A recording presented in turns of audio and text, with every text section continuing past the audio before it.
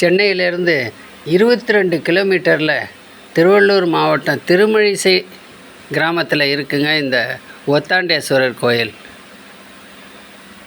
குளிர்ந்த நாயகி உடனுரை ஒத்தாண்டேஸ்வரர் ஒரு அழகிய சிவன் கோயிலுங்க.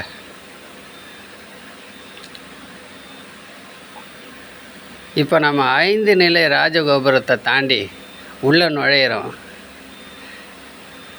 வாசலுக்கு நேர் எதிர்க்க ஒரு சிறிய சன்னிதானத்தில் ராஜ கணபதின்ற பேரில் கணபதி வீற்றிருக்கிறார்.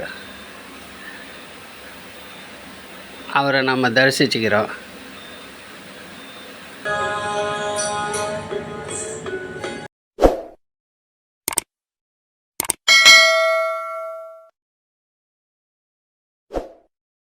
நீங்கள் இன்னும் நம்ம சேனலுக்கு சப்ஸ்கிரைப் பண்ணலைன்னா இப்போ உடனே சப்ஸ்கிரைப் பண்ணுங்கள், ஷேர் பண்ணுங்கள், கமெண்ட் பண்ணுங்கள். எங்கே பார்த்தாலும் அவ்வளவு தூய்மையாக தெரியுது இந்த கோயில். 2022 கும்பாபிஷேகம் நடந்த கோயிலுங்க இது. 11வது நூற்றாண்டில் 2வது குலோத்துங்க சோழரால் கட்டப்பட்டது இந்த கோயில்.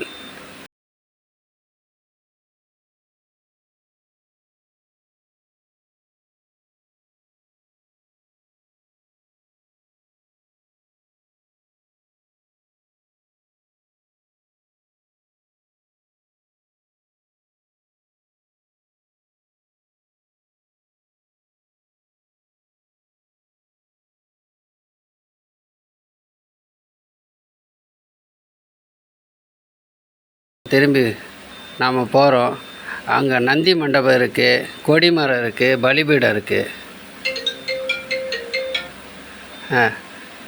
இந்த பலிபீடத்துக்கு பக்கத்தில் ஒரு பெரிய வாயில் தெரியுது பாருங்கள்.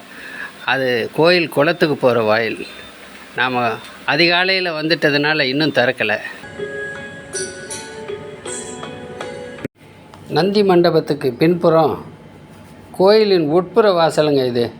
இதுக்குள்ளே வீடியோ எடுக்க அனுமதி இல்லை. இப்போ தரிசனம் பண்ண உள்ளே போகிறோம். மூலவரான மகாநந்தி என்ற பெயரில் நந்தி மிக சிறப்பாக இருக்கார். மூலவருக்கு ஒத்தாண்டேஸ்வரர், கை தந்த பிரான், மன அனுகுலேஸ்வரர்னு 3 பெயர்களால் அழைக்கப்படுறார். மன சஞ்சலங்களை போக்குபவர் என்பது மக்களின் நம்பிக்கை. இந்த 3 பெயர்களும் கருவறையின் வாசலில் மேற்புறத்தில் எழுதி வச்சுருக்காங்க. கருவறையை சுற்றியுள்ள கோஷ்டத்தில் மகா கணபதி, நாகர், தட்சிணாமூர்த்தி உருவங்கள் மிக சிறப்பாக இருக்குது. கோயிலோட இந்த மூலையில் ஒரு சிறிய சன்னதி தெரியுது பாருங்கள். இதுதான் இந்த கோயிலில் இருக்கிற சனீஸ்வரருக்கான தனி சன்னதி.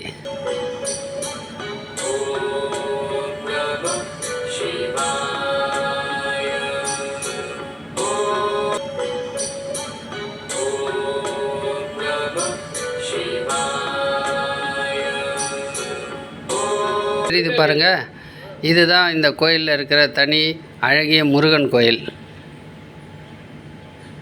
இந்த பெரிய ஒத்தாண்டேஸ்வரர் கோயிலினுடைய கட்டுமானத்தோட ஒரு சிறிய மாடல் மாதிரி இது தனியாக இருக்குது பாருங்கள்.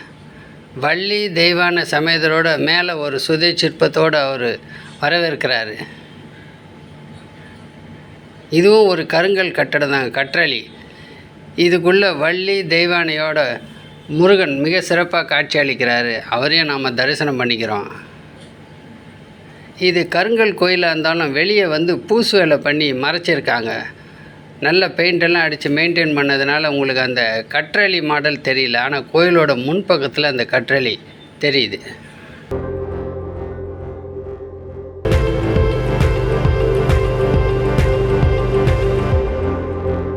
3 விமானங்கள் தெரியுது பாருங்கள். அதில் 3வதாக பெருசாக இருக்குது பாருங்கள், தூங்கானை மாட வடிவத்தில்.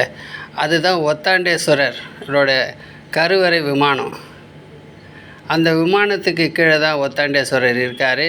அந்த கருவறையை சுற்றி உள்ள சுவர்கள்லேயும் அது உள்ளே இருக்கிற கருங்கல் தூண்கள்லேயும் சோழர்களோட கல்வெட்டுக்கள் இருக்குங்க. அதில் இக்கோயிலின் வரலாற்று தகவல்கள் நிறைய இருக்குது.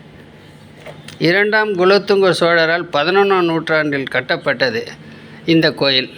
பிற்காலத்தில் விஜயநகர மன்னர்களாலேயும் இப்பகுதி ஆட்சி செஞ்சபோது இக்கோயிலுக்கு நிறைய பணிகளை செய்தனர்.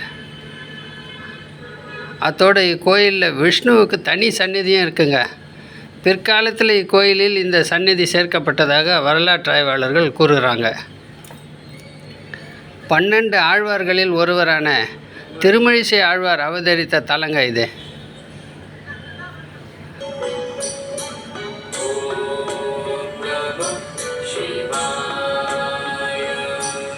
முன்புறம் அதிகார நந்தி, பிரதோஷ நந்தி, பின்புறத்தில் தர்ம நந்தி என 3 நந்திகளும் கருவறையில் ஒரு சேர தரிசனம் செய்வது மிக மிக சிறப்புங்க.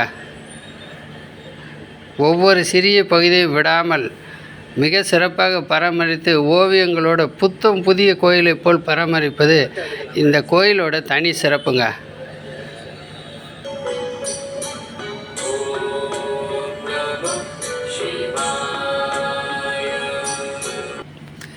இந்த கோயில் அளவுக்கு மிகப்பெரிய குளம் இங்கே இருக்குங்க. மெயின் ரோட்லேயே இருக்குது.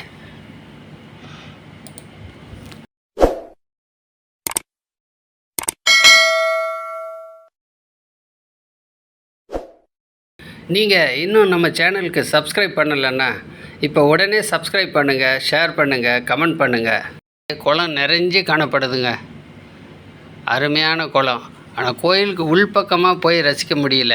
கோயில் ரொம்ப அதிகாலையில் வந்துட்டதுனால வெளிப்பக்கம் மெயின் ரோட்லேருந்து தான் நாங்கள் பார்க்குறோம். ஓகே ஃப்ரெண்ட்ஸ், இன்னொரு வீடியோவில் நாம் மீண்டும் சந்திப்போம்.